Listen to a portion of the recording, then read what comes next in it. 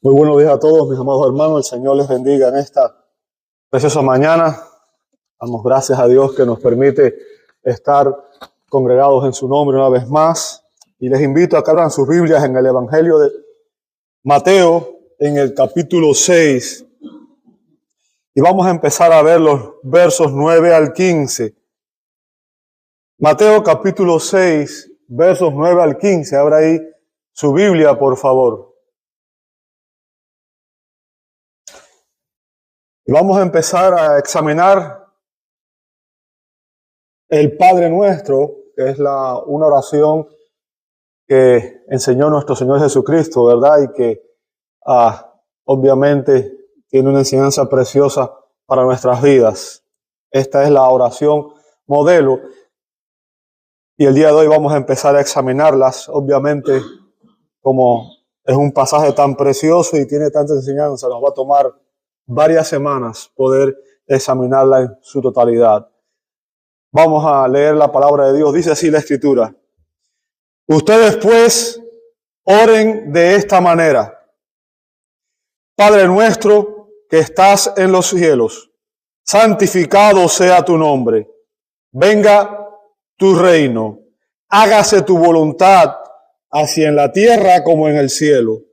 Danos hoy el pan nuestro de cada día, y perdónanos nuestras deudas, como también nosotros hemos perdonado a nuestros deudores. Y no nos dejes caer en tentación, sino líbranos del mal, porque tuyo es el reino y el poder y la gloria para siempre.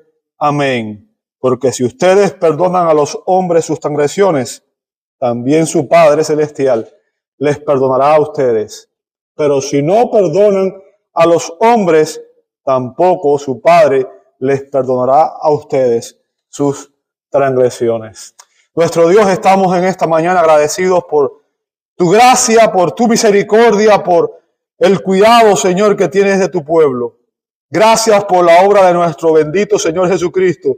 Gracias porque en Él recibimos el perdón de nuestros pecados y fuimos reconciliados contigo. Señor, rogamos en esta mañana el auxilio de tu Espíritu y pedimos, Señor, que Él sea el Maestro que nos ilumine y nos guíe a toda verdad para poder entender el mensaje de tu palabra. Enséñanos a orar, Señor, y guíanos, Señor, a través de este estudio para que podamos ser transformados por tu palabra, Señor. Obra en la necesidad de tu pueblo. Tú conoces, Señor, la condición espiritual de cada uno de los que estamos aquí presentes.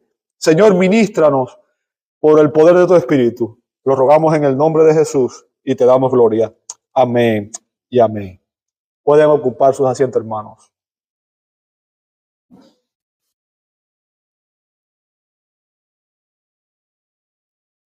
¿Cómo orar? ¿Cómo orar? ¿Sabe? Después de confrontar las costumbres hipócritas que habían corrompido la vida de oración de los judíos, el Señor ahora da un modelo de oración. Esta oración ha sido conocida de varias maneras y además de el Padre Nuestro también ha sido conocida como la oración del Señor por el hecho de que Él la enseñó. Pero sería mucho más preciso llamarla la oración de los discípulos. ¿Por qué? Porque Jesús no podría orar esta oración.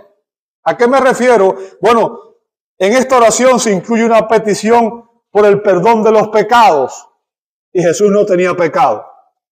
Así que la oración del Señor no es esta. La verdadera oración del Señor está en Juan capítulo 17. Cuando el Señor intercede por la iglesia, intercede por sus discípulos presentes y futuros.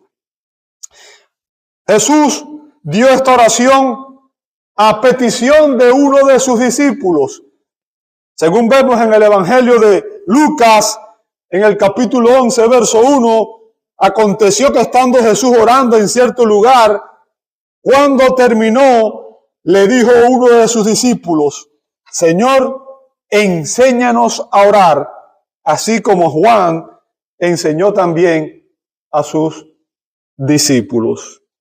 Déjeme decirle, una de las lecciones más importantes que un cristiano debe aprender es cómo orar. Lo que Jesús da a continuación es un modelo, un patrón, un ejemplo para que aprendamos cómo debemos orar.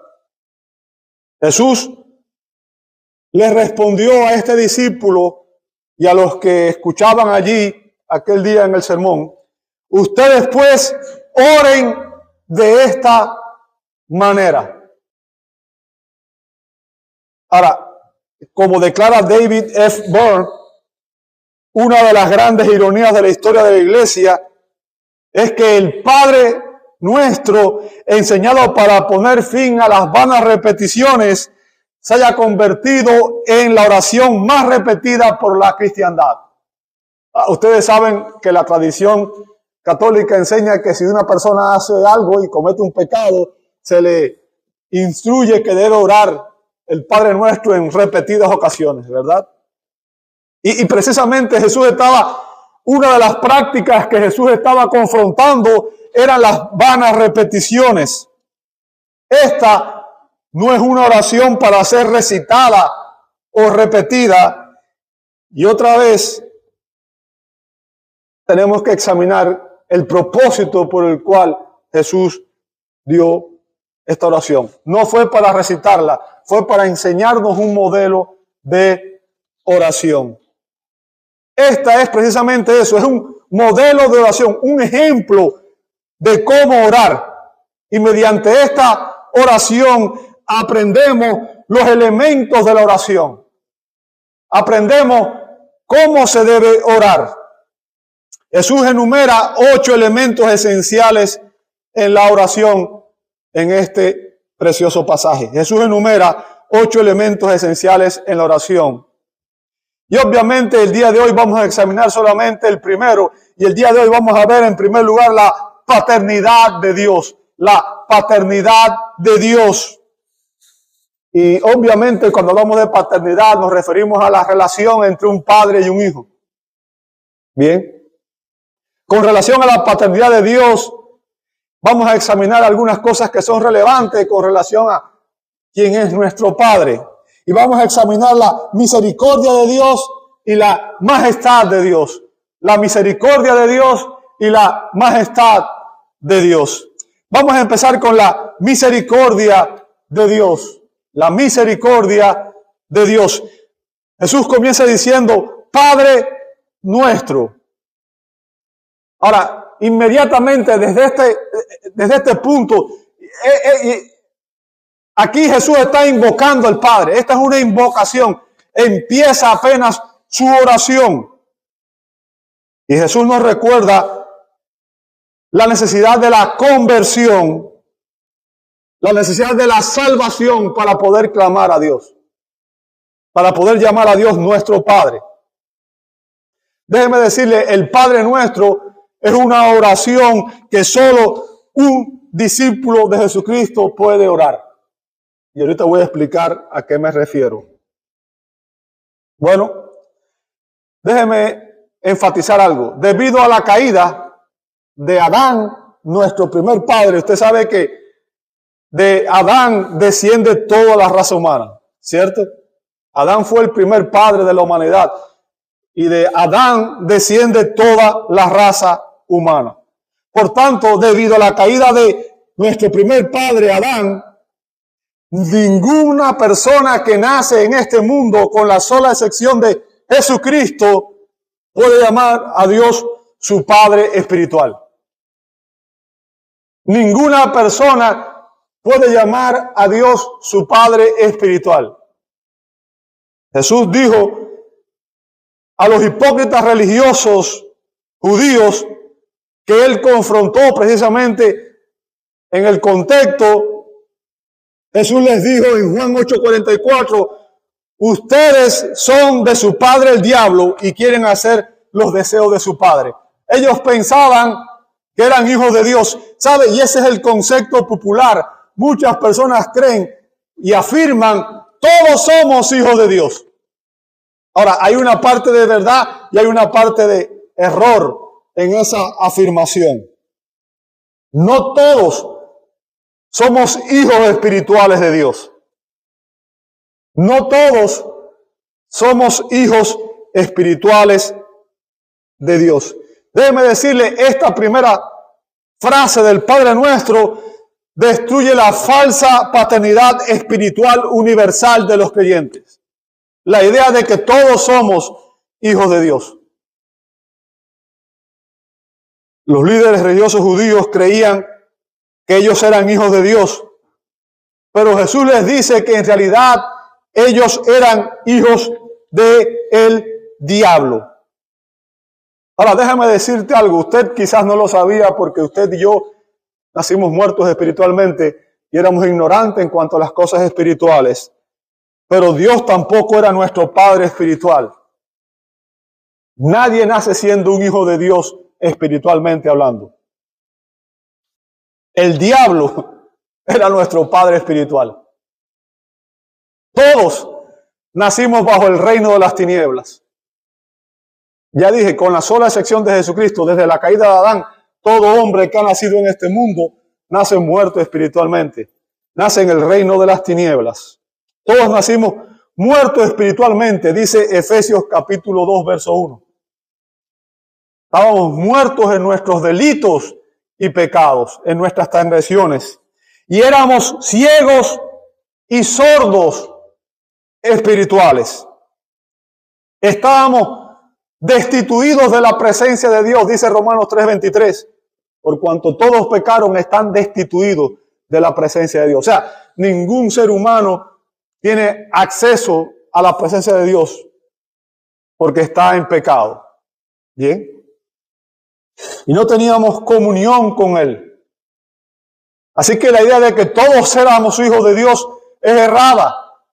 La idea de que todos somos hijos de Dios espiritualmente hablando es errada.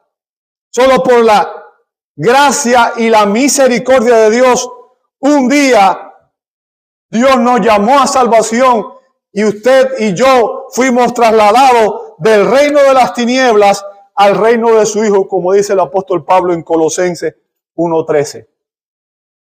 Solo con la salvación, una persona es trasladada del reino de las tinieblas, de la paternidad de Satanás, al reino de su Hijo, al reino de Cristo, a la paternidad de Dios. Necesitamos a Dios y a su Salvador, al Señor Jesucristo, que es el único Salvador que Dios ha dado a la humanidad. Como dijo el apóstol Pedro en Hechos capítulo 4, verso 12. En verso 12, sí. En ningún otro hay salvación. ¿Ok? Solo Cristo es el único Salvador que Dios ha establecido, que trae obviamente reconciliación con Él. Por tanto, toda persona que nace en este mundo no es un hijo espiritual de Dios. Todos necesitábamos a Cristo para pasar de la muerte espiritual a la vida, de la ceguera a la vista, de la esclavitud a la libertad, del alejamiento a la comunión con Dios. Por tanto, Jesús comienza enfatizando que la salvación es necesaria para poder orar de esta manera. Usted no puede decir Padre nuestro a menos que realmente Dios sea su Padre. Esta es una oración para discípulos, para aquellos que pueden llamar a Dios su Padre a través de Jesucristo. Solamente una persona que ha recibido a Cristo por la fe puede orar esta oración con sinceridad. No puedes llamar a Dios tu Padre si Jesús no es tu Salvador. Solo hay un mediador entre Dios y la humanidad, el Señor Jesucristo. Dice 1 Timoteo 2:5. Hay un solo Dios y un solo mediador entre Dios y los hombres, que es Cristo Jesús. Hasta que una persona no recibe a Jesucristo por la fe como su Señor y Salvador, Dios no es su Padre espiritual.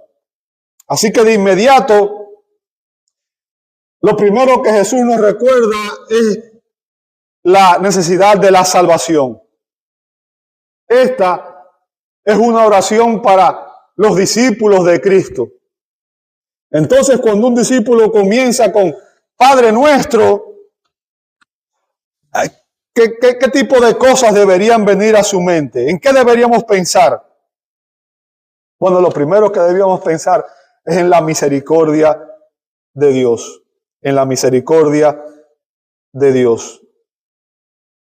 Permítame mencionarle algunas cosas que deberíamos recordar al dirigirnos a Dios como nuestro Padre. En primer lugar, cuando decimos Padre Nuestro, recordamos que Dios es nuestro Creador y nuestro sustentador. Ahora, yo sé que esta oración se centra especialmente en nuestra relación espiritual, con Dios.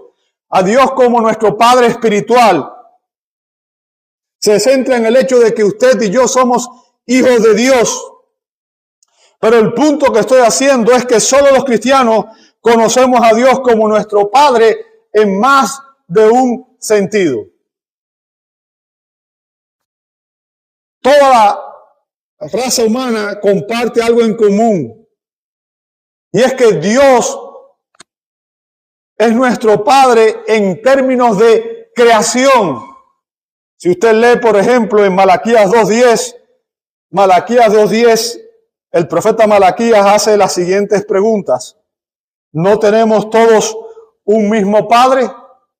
¿No nos ha creado un mismo Dios? O sea, la Biblia nos enseña que Dios creó todo lo que existe. Todo lo que existe fue creado por Dios. De Jehová es la tierra y su plenitud, el mundo y los que en él habitan. Y no solamente Dios lo creó, sino que Dios lo sostiene. Dios permite que continúe existiendo, porque Él lo creó y lo sustenta. Como dice Hebreos capítulo 1, versos 2 y 3.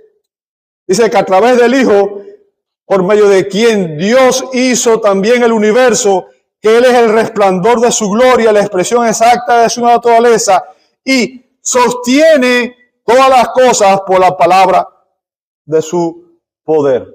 Así que Dios creó todo lo que existe, pero no solamente Dios lo creó, Dios lo sostiene.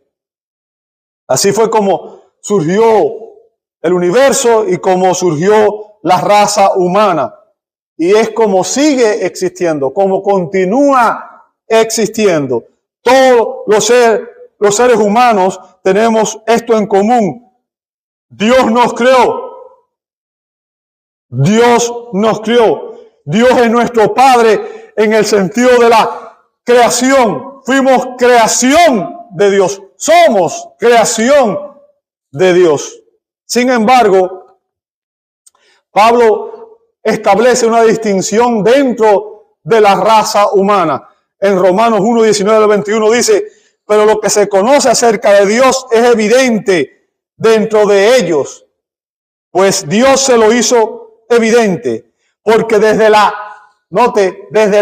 creación del mundo, sus atributos invisibles, su eterno poder y divinidad se han visto con toda claridad, siendo entendidos por medio de lo creado, de modo que ellos no tienen excusa.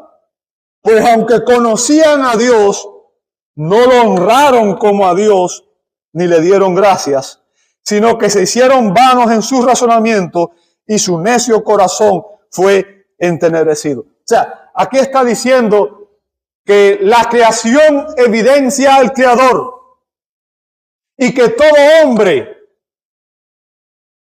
al observar la creación, debe reconocer que detrás de la creación hay un creador perfecto.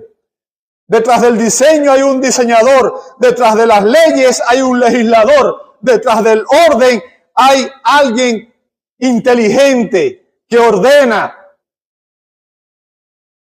La creación pone en evidencia al Creador. Nuestra propia existencia habla de la existencia de Dios. Dios ha dejado claro a los hombres que Él existe a través de la creación para que no tengamos excusa.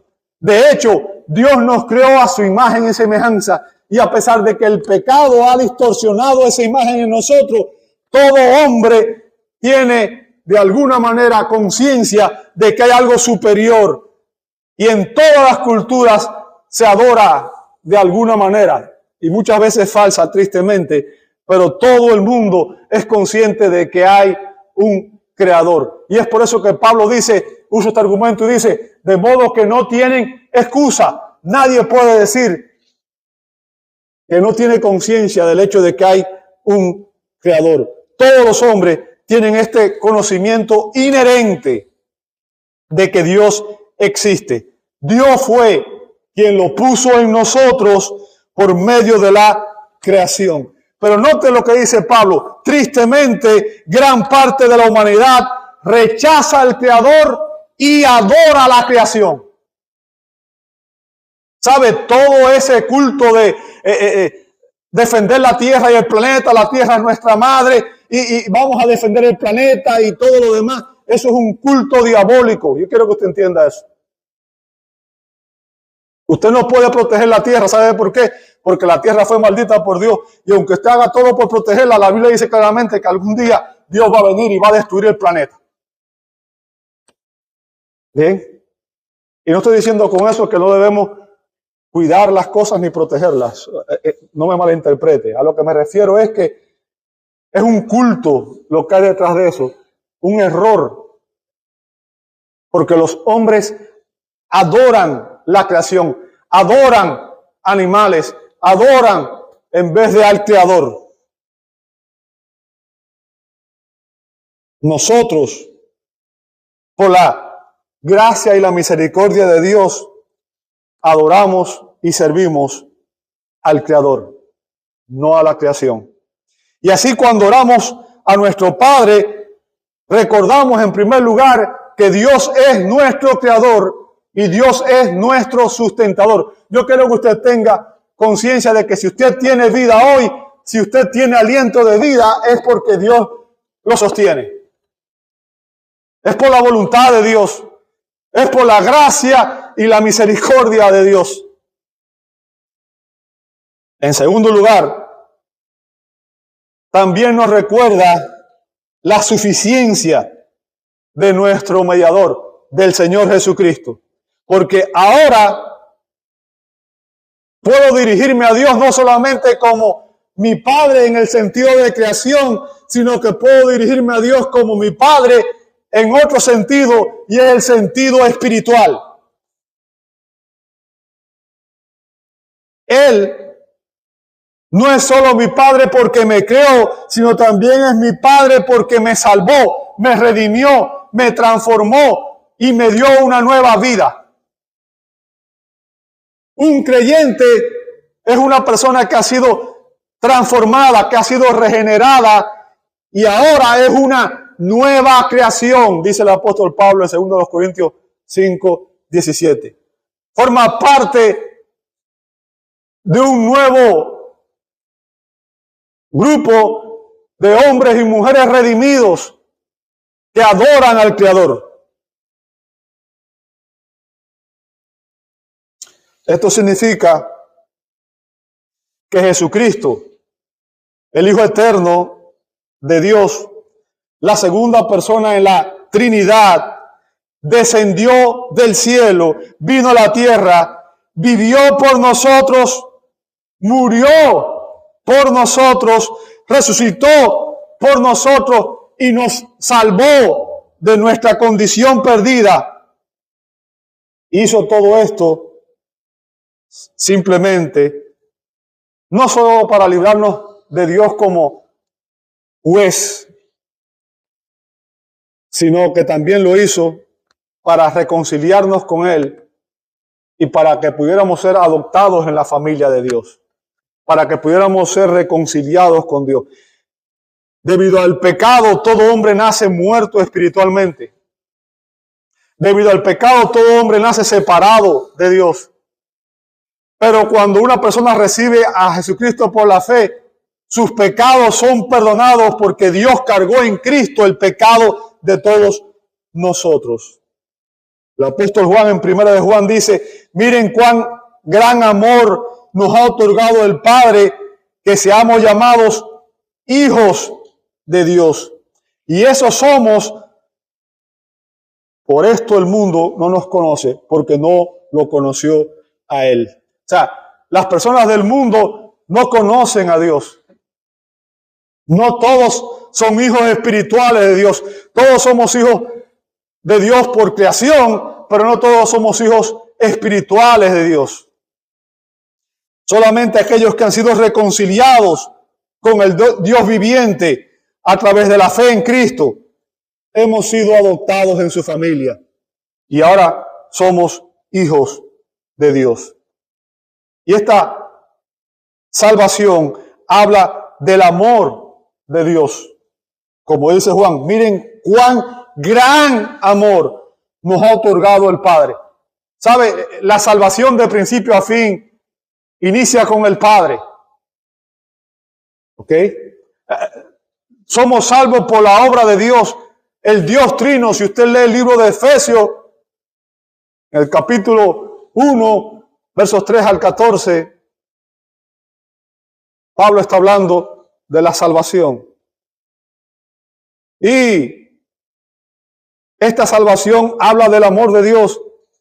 Jesús vino al mundo a salvar, a buscar y a salvar lo que se había perdido. Vino al mundo a salvar a sus ovejas. Vino a dar su vida por ellas.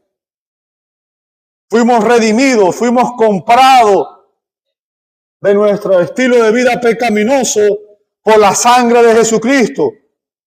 Y es por eso que somos salvos.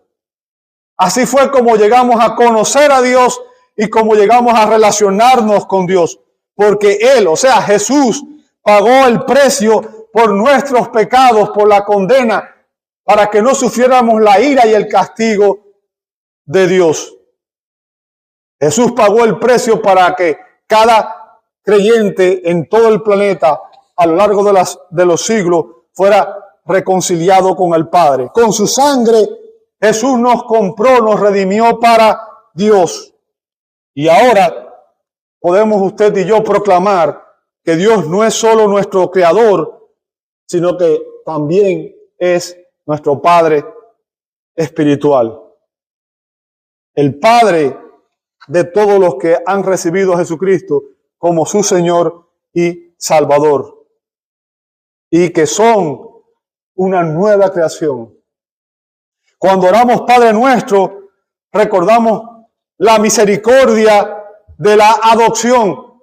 Fuimos adoptados. ¿Sabe? El único hijo que comparte su naturaleza, el Hijo unigénito de Dios es Jesucristo. ¿Ok? La idea de que nosotros somos Jehová Junior es blasfema. Bien, es importante que entienda eso. El único hijo que comparte la naturaleza de Dios, el Hijo unigénito, es Jesucristo. Nosotros fuimos adoptados en la familia de Dios. Somos hijos por adopción, como dice Efesios 1, 3 al 5. Ahí Pablo habla de la obra del Padre en la salvación, de la obra del Hijo en la salvación y de la obra del Espíritu Santo en la salvación. Como la Trinidad en el pacto de salvación eterno planificó la salvación humana desde antes de la fundación del mundo. Como el Padre nos escogió y nos predestinó para la salvación antes de la creación. Como el Hijo vino a redimirnos y a través de Él fuimos perdonados todos nuestros pecados.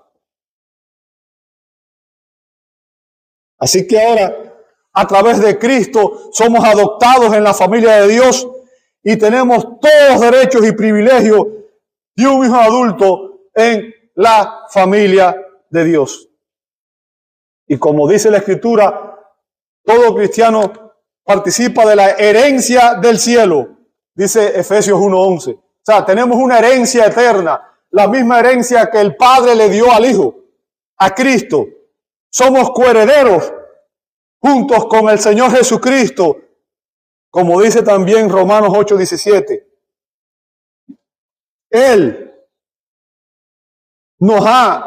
Dios nos ha incorporado en la herencia y ahora compartimos la condición de hijo y todas las bendiciones que ello conlleva. ¿Sabe? Pablo comienza diciendo ahí en el verso 3, dice que el Padre nos ha bendecido ¿con qué? Con toda bendición espiritual en los lugares celestiales en Cristo. Por eso, en las Escrituras, Padre nuestro es el clamor de un pueblo que ha sido adoptado por Dios en su familia. Por eso Pablo dijo en Romanos 8:15, pues ustedes no han recibido un espíritu de esclavitud para volver otra vez al temor, sino que han recibido un espíritu de adopción como hijos. O sea, ahora hemos sido adoptados como hijos en la familia de Dios, por el cual clamamos, nota a continuación, Abba, Padre. ¿Sabe? El término Abba es un término arameo, significa papacito, o padre, o papaito. O sea, la primera muestra de nuestra futura herencia, de que tenemos una herencia futura, el anticipo, vamos a decirlo de esa manera, es el Espíritu de Dios. Dios nos ha dado el Espíritu Santo como la garantía, el anticipo, las arras de que tenemos una herencia futura. Todo aquel que ha recibido a Cristo por la fe tiene habitando en sí, en su ser, el Espíritu de Dios. Y el Espíritu de Dios nos enseña a dirigirnos a Dios como nuestro Padre. El Espíritu de Dios nos enseña a dirigirnos a Dios como nuestro Padre. Somos hijos de Dios no solo por adopción, sino por el nuevo nacimiento. Literalmente hemos nacido de nuevo y hemos recibido una nueva naturaleza. Si alguno está en Cristo, nueva criatura es. 2 Corintios 5:17. Y el apóstol Juan lo dijo de esta manera en Juan capítulo 1, Juan capítulo 1, versos 12 y 13. Pero a todos los que le recibieron, o sea, a todos los que recibieron ¿a quién? A Jesús, a Cristo, al Señor. A todos los que lo recibieron, les dio el derecho de llegar a ser ¿qué cosa? Hijo de Dios. Note, ¿quiénes son los hijos espirituales de Dios? Los que han recibido a Jesucristo por la fe. No es todo el mundo, no es toda persona, es solamente aquellos que han recibido a Jesucristo por la fe. Si usted no ha recibido a Jesucristo por la fe, usted no es un hijo espiritual de Dios.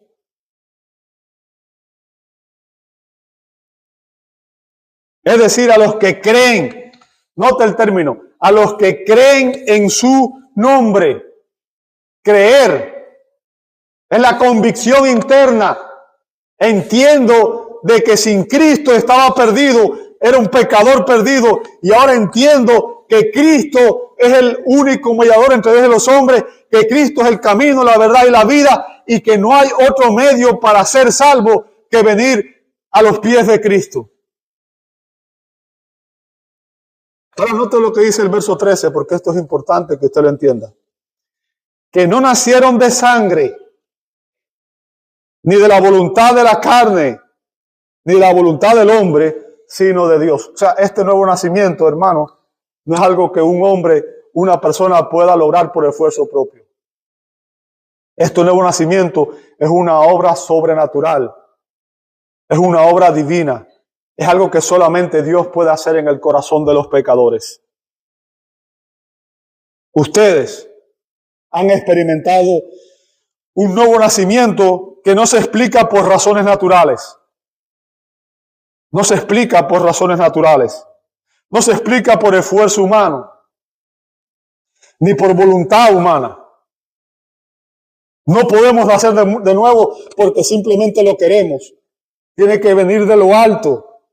Su nuevo nacimiento se explica por la obra de Dios, por la misericordia de Dios. Él nos eligió, Él nos salvó y Él algún día nos presentará ante Él sin mancha. Así que al orar a nuestro Padre podemos decir: Señor, te doy gracias porque me has transformado, me has dado una nueva vida. Soy una persona diferente para siempre. Y aunque aún no soy lo que seré, pero jamás volveré a ser lo que fui antes de estar en Cristo. Me has transformado para siempre. Y ahora anhelo el día en que se manifieste la plenitud de la adopción y tenga un nuevo cuerpo glorificado que se corresponda con mi nueva naturaleza y no luche más con el pecado. O como lo dijo Pablo en Romanos 7 cuando dijo: miserable de mí, ¿quién me librará de este cuerpo de muerte? ¿Sabe? Al orar Padre Nuestro, recordamos la realidad de la hermandad espiritual que tenemos ahora. Pertenecemos a una nueva raza redimida, una nueva creación, un nuevo orden de personas redimidas. Fíjense que Jesús dice Padre Nuestro. No dice mi Padre. Y esta frase nos recuerda que pertenecemos a una nueva familia, a la familia de Dios. Y déjeme decirle, esa familia tiene vínculos eternos. Si usted está casado con una persona que no es creyente, si usted tiene familia que no es creyente y esas personas van a la eternidad sin conocer a Cristo, no estarán con usted por la eternidad. Pero nuestros hermanos y hermanas en Cristo compartiremos el mismo destino eterno. Es nuestra familia eterna.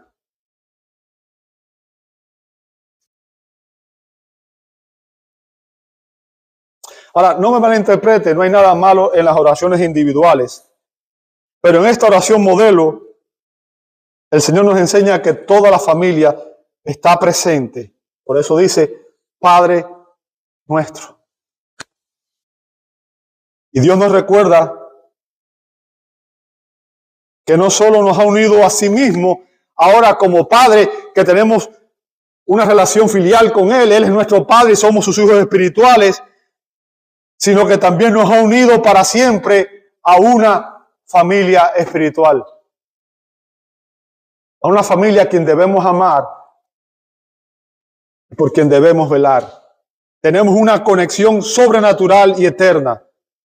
Estamos unidos por lazos eternos. Él nos recuerda nuestra hermandad espiritual. Usted y yo somos hermanos en Cristo. Por la fe en Cristo somos hermanos para siempre. Y todos estos beneficios, usted y yo lo hemos recibido simplemente por la misericordia de Dios. Por la misericordia de Dios. No fue que lo merecimos, no fue que lo ganamos, no fue que hicimos nada de valor y que Dios tuvo que darnos, sino que lo recibimos por la gracia y la misericordia de Dios. Así que hemos examinado la misericordia de Dios y vamos a ver ahora la majestad de Dios, la majestad de Dios. Jesús dice, Padre nuestro, que estás ¿dónde? En los cielos. La Biblia nos dice que Dios tiene su trono en el cielo y que desde allí, desde el cielo, gobierna sobre todo. Y sabe, la referencia aquí no es tanto al lugar de su morada como a la autoridad y el poder en su dominio como creador y sustentador y soberano de todo. Recuerde, todos somos creación de Dios y existimos porque Dios nos creó y Él nos sustenta. Aquel que vela por nuestro bienestar es una persona divina. Es una persona divina. Nuestro Padre es divino. Es divino. Y aquí se nos recuerda la majestad y la grandeza de Dios. ¿Sabe? El cielo es un lugar excelso y sublime. Y debemos dirigirnos a nuestro Dios como aquel que está infinitamente por encima de nosotros. Dios no es como usted.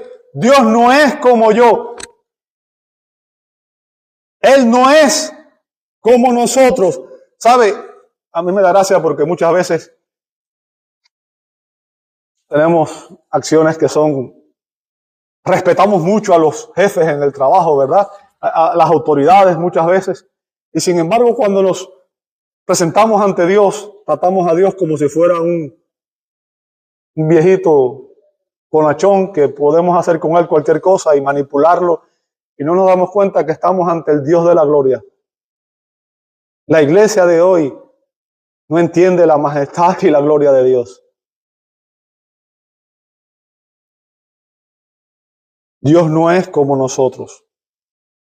La Biblia nos revela el dominio, la autoridad, la santidad, la grandeza de su autoridad. ¿Sabe? El salmista dice en el Salmo 103:19, el Señor ha establecido su trono en los cielos y su reino domina ¿sobre qué?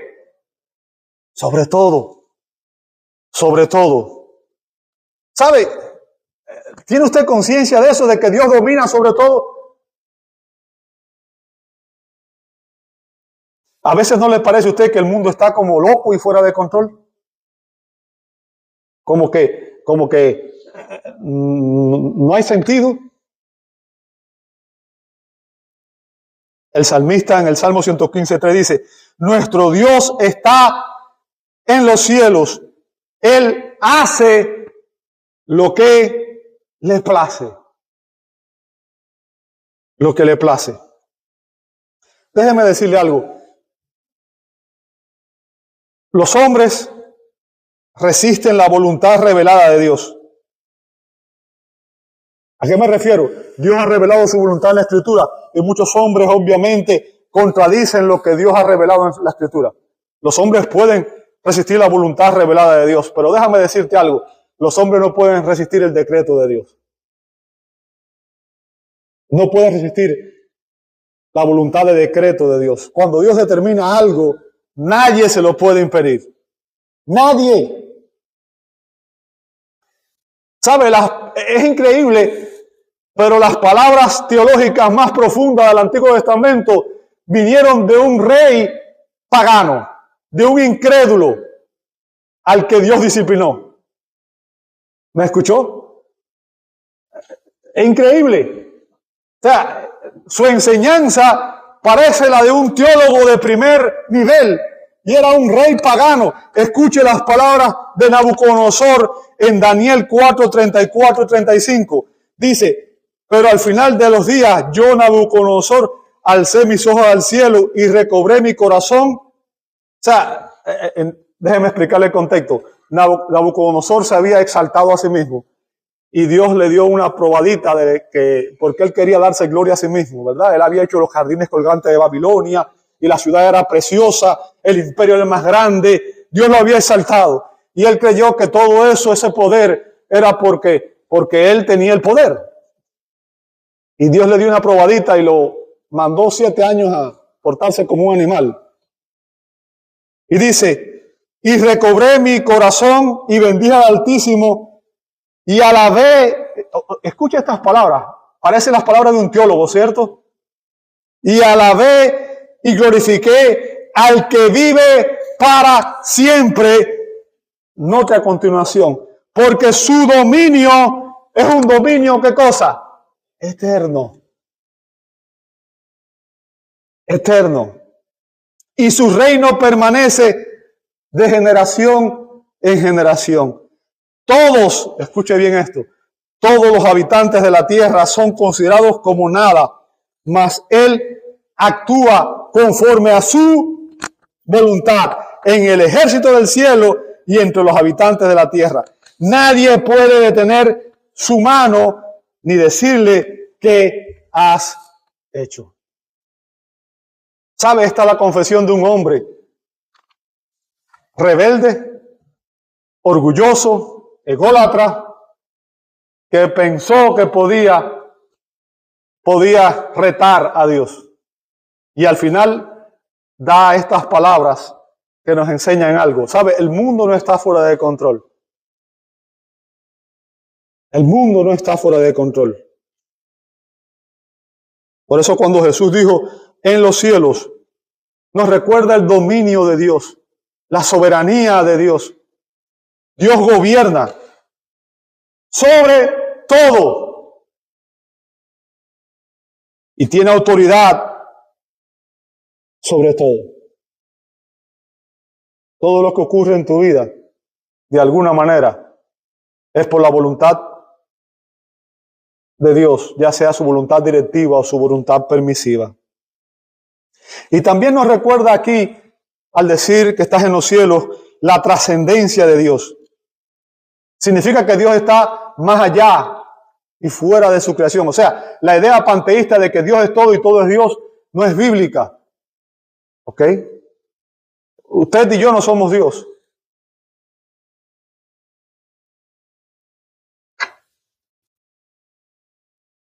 Significa que Dios existe fuera de su creación. Cuando no había nada, cuando no había universo, cuando no habían seres humanos, Dios estaba allí. Nunca ha existido un tiempo en que Dios no existiera. De hecho, el tiempo comenzó con la creación. En el principio. ¿Qué significa eso? Tiempo. Y el tiempo tiene que ver ¿con qué? Con lo creado, no con el creador. Dios es atemporal. Dios es eterno.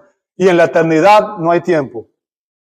Es un concepto que nosotros no podemos discernir del todo porque nosotros somos temporales y siempre relacionamos todo con el tiempo. ¿Ok? Pero Dios es eterno. Ha existido eternamente. Y nuestro Padre celestial está en los cielos. Él reina sobre todo. Tiene autoridad sobre todo y no depende de nada ni de nadie. Él es trascendente sobre todo. Así que cuando usted venga, hermano, a adorar, recuerde siempre guardar reverencia. Recuerde que está en la presencia de Dios. Muchas veces estamos aquí, estamos con nuestra mente en otras cosas. Y estamos en cualquier cosa menos enfocado en la grandeza del Dios al cual decimos adorar. No olviden que es a este Dios al que debemos adorar, no solo como nuestro Salvador, sino también como nuestro Creador. Como declara Juan en el libro de Apocalipsis, en el capítulo 4, verso 11, dice: digno eres, Señor y Dios nuestro, de recibir la gloria y el honor y el poder, porque tú creaste todas las cosas y por tu voluntad existen y fueron creadas. En el cielo se alaba a Dios por haber creado el universo y todo lo que en él hay. Adoremos a Dios como creador. Obviamente Él es digno de nuestra adoración. Y esto nos recuerda además, amado hermano, su eternidad. Su eternidad. Cuando concebimos el cielo como el trono de Dios, repito nuevamente, recordamos que Él siempre ha estado allí. Salmo 92 dice: ante que los montes fueran engendrados y naciera la tierra y el mundo, desde la eternidad y hasta la eternidad, tú eres Dios. Él reina en los cielos y su perfecta sabiduría dicta el curso de la historia. El curso de la historia. Nuestro Padre está en los cielos. Nuestro Padre es eterno. Él gobierna sobre todo lo que sucede. Tu vida no está fuera de control. Dios conoce cada circunstancia. Dios conoce todo lo que estás atravesando. Él sigue en su trono ahora mismo. Y no hay lugar donde tú y yo podamos ir y donde Él no esté, como dice el Salmo 139, verso 7. ¿A dónde me iré de tu espíritu? ¿O a dónde huiré de tu presencia? Y esto nos recuerda algo, y es que nunca estás solo. Nunca estás solo. ¿Sabes? Jesús dijo, he aquí yo estoy con ustedes cuando los días que estás bien, los días que no tienes problemas, los días que todo marcha a pedir de boca, ¿verdad? No, yo estoy con ustedes cuando todos los días y hasta el fin del mundo. En medio de las circunstancias, en medio de las adversidades, Él está allí. Él lo sabe todo. No tienes que informarle, no tienes que instruirle. Él lo sabe antes, incluso de que la palabra salga de tus labios. Antes de que el pensamiento se forme en tu mente, ya Él lo conoce. Y algo que debemos tener siempre presente, amado hermano, es que Dios no es un Padre indulgente. Dios no es un Padre indulgente que cierra los ojos ante los pecados, las faltas y los errores que cometemos. No crea que Dios es un viejito bonachón que podemos jugar con Él. La Biblia nos dice que Dios es misericordioso, pero también nos dice que Él es fuego consumidor y que su ira es severa. Es severa. Este Dios, a quien podemos llamar Padre, es al Dios al que debemos acercarnos con reverencia, con adoración, con asombro y con admiración. Dios, el Dios eterno, el Dios de la gloria, es nuestro Padre celestial. Y en Él se combinan el amor, la santidad, la misericordia y la justicia. Y finalmente, al orar a nuestro Padre que está en los cielos, recordamos algo importante, y es que Él, nuestro Dios, es un Dios trino. Es un Dios trino. Dios el Hijo, en su encarnación, fue el que nos enseñó a orar, nos enseñó a dirigirnos al Padre como Padre nuestro. O sea, es Jesús quien nos dice, cuando oren, oren, Padre nuestro. El Espíritu de Dios es el Espíritu de adopción que nos impulsa a clamar, Abba, Padre, como dice Romanos 8:15. Así que el Padre dice, yo soy el Padre. El Hijo dice, Él es tu Padre. Y el Espíritu dice, Él es tu Padre. Y para terminar me gustaría preguntarte, ¿conoces tú a este Dios? ¿Es Cristo tu Señor y tu Salvador? ¿Has experimentado, has llegado a conocer la misericordia en Jesucristo? ¿Has puesto tu fe en el Hijo de Dios para el perdón de tus pecados y para que seas reconciliado con Dios? La Escritura dice, nuevamente repito en Juan 1:12, que a todos los que lo recibieron, a todos los que reciben a Cristo por la fe, se les da el derecho de llegar a ser hechos, de ser hechos hijos de Dios. Hijos de Dios. Solamente aquellos que han recibido a Cristo por la fe pueden llamar a Dios Padre en el sentido espiritual. Te invito a orar. Padre nuestro que estás en los cielos, te damos gracias, Señor, por esta oración modelo. Señor, nos instruye sobre los elementos de la oración, la manera en que nosotros también debemos orar. Nos enseña, Señor, doctrina, teología, y nos recuerda que solo tú eres Dios y que, Señor, te has revelado, te has dado a conocer a nosotros a través de tu Hijo. Y no solamente esto, sino que también nos has llevado a la comunión contigo mismo y nos has hecho tus hijos, nos has adoptado en tu familia. Ahora eres nuestro Padre y podemos venir ante ti con confianza, como dice el autor de Hebreos.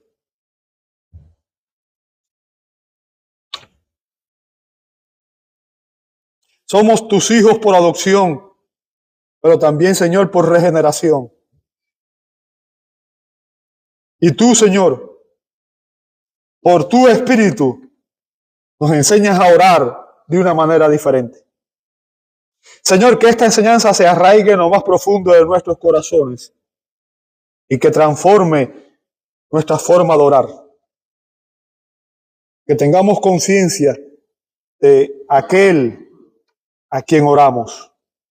Te lo pedimos en el nombre de nuestro bendito Señor y Salvador Jesucristo y te damos gloria. Amén y amén y amén.